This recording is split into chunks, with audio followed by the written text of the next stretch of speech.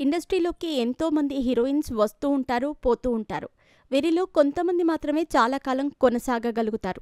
కొంతమంది కొన్ని చిత్రాలు చేసినా తర్వాత ఫేడ్ ఔట్ అయిపోతారు.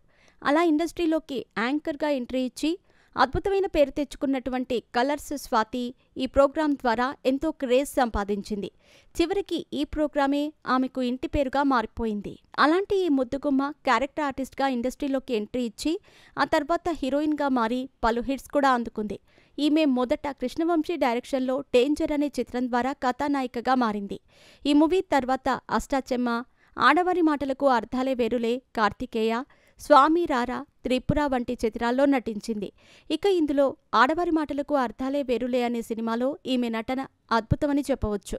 అలాంటి కలర్స్ స్వాతి హీరోయిన్‌గా మంచి పొజిషన్‌లో ఉండగానే వివాహం చేసుకుని ఇండస్ట్రీకి దూరమైంది. విదేశాల్లో కొన్నాళ్లు గడిపిన ఈమె విడాకులు తీసుకోబోతోందని కొన్ని వార్తలు వినిపించాయి.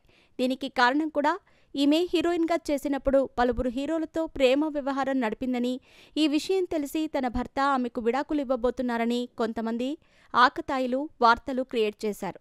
ఈమె అల్లరి నరేష్‌తో మొదటగా ప్రేమాయణం నడిపిందని, ఆ తర్వాత నవీన్ చంద్ర, నాని, నిఖిల్ వంటి హీరోలతో ప్రేమలో పడిందని వార్తలు క్రియేట్ చేశారు.